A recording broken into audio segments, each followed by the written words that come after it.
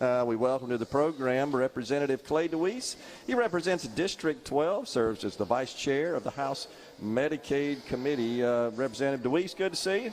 Great to be here. Thanks for having me on, Gerard. Let's talk a little bit about the event we were at last night, the good old boys and gals, I think year 30, if I'm not mistaken. We certainly miss our friend Johnny Morgan. What an iconic Mississippian and American he was, but you could feel his presence, I felt like, there last night. Absolutely. We certainly miss Johnny. I was one of the fortunate ones that got to see him more than most across the state, living here and Johnny being here.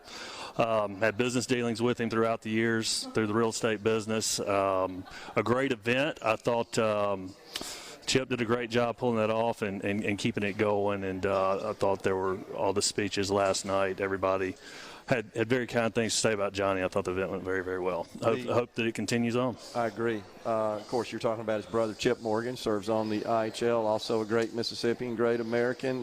They did a fantastic job, I thought. Particularly poignant was the Speaker of the House, Philip Gunn's announcement and presentation of the resolution the House and Senate adopted. It was he read from it. It was really framed nicely. We'll hang there at what's called the barn, of course. That's pretty cool. It's very thoughtful on the part of the legislature. Right. He and Lieutenant Governor got together and came up with that resolution. He was able to present that to Chip and the family for it to hang in the barn. I actually just drove past the barn on the way here to meet you today. Yeah. The signs are still up. Everything looks great out there. So it was a great event. It was a great event for sure.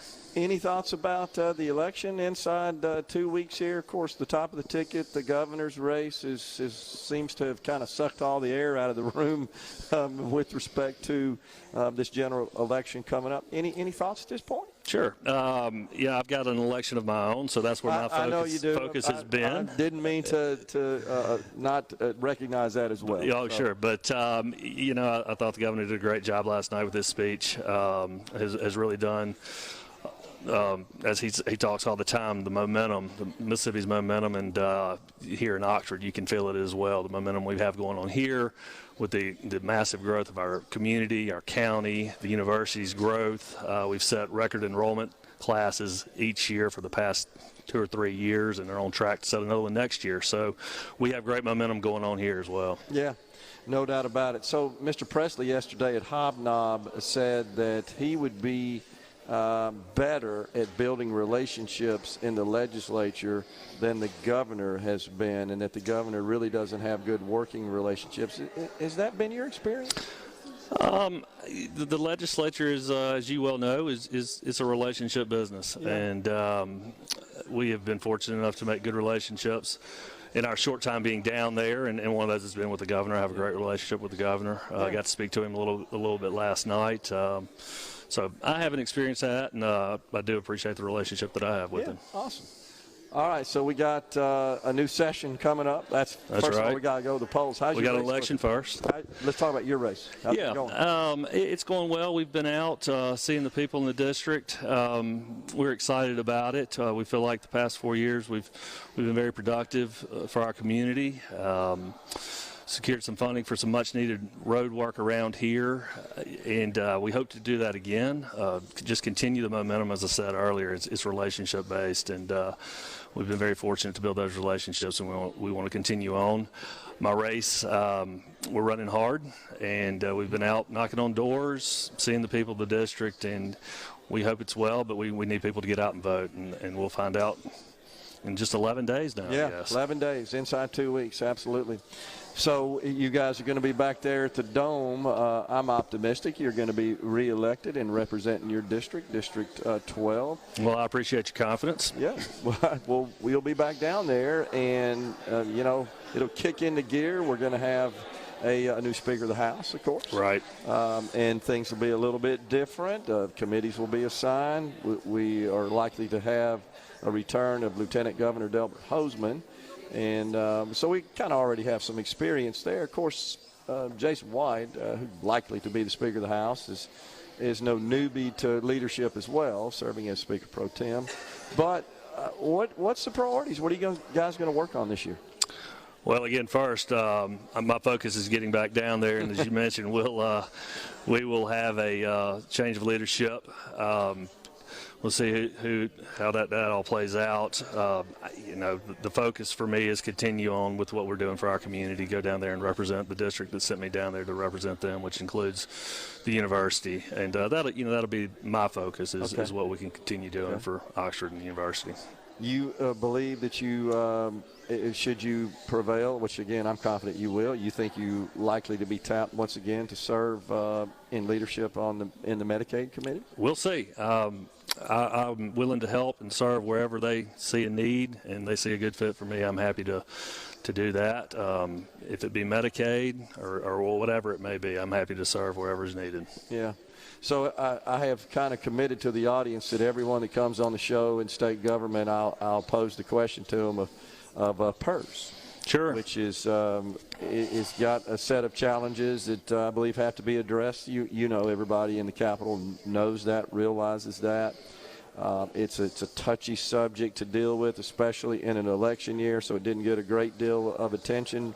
But I got a feeling it'll be front and center when we get back down there. Sure, certainly something that has to be addressed. This community is a retirement community, and a lot of state jobs here, so something that we certainly have to watch. I don't know the answer. Look forward to working with others and coming up with a solution. But something that's certainly going to be addressed when we get back.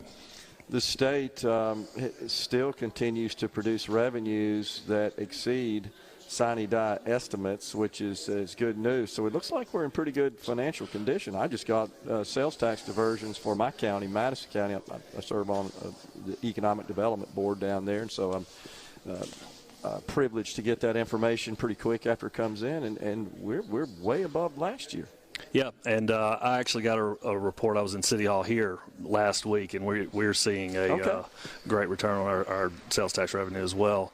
The state is in great financial shape, as you well know. We've talked about that plenty of times before. We got to keep that going, keep working. I know we've worked on the income tax. I look forward to more of those conversations. I know that's something you're passionate about as well. Yeah. So I know that we'll continue to look at that and continue to chisel away as we can. We were just talking about it off the air before we came on, the ballot initiative process. We haven't been able to pull that across the finish line. Can't seem to get a consensus between the chambers. You feel like that's going to get addressed again? I'm sure there will be attention paid to that as well. We just have to have, as we said earlier, a meeting of the minds on the best solution to get that back in place. Where do you stand, Clay, on school choice and education savings accounts? You have any thoughts about that? I am very fortunate to live in a district with 2 A-rated schools. Public education is something we pride ourselves on here in Oxford. It has been a pleasure to represent these 2 school districts. I was telling someone earlier before the event last night, I had the opportunity to go to my daughter's school. And it was an event late in the afternoon where the teachers had the parents in, and I was just amazed at the parental support that was in the school here in Oxford, and it was great to see, and I appreciate the school district doing that and providing the parents the opportunity to get in there, and the participation was fantastic. It's critical when you have parental involvement, and educators have been telling us that for decades. That's the difference often between real high-quality education and one that doesn't really mark up. Teachers are limited. They can just do so much.